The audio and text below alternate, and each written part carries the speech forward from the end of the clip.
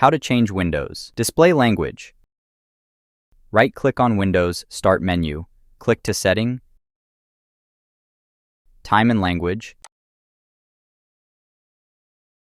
Language and Region. Default Windows display language is US English. Click to add language.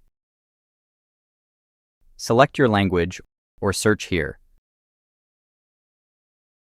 Select and click to Next.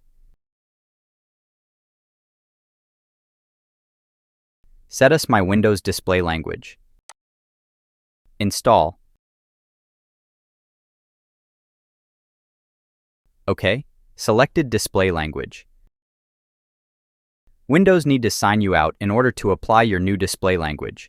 Click to sign out and sign in. Windows display language changed. Thank you for watching.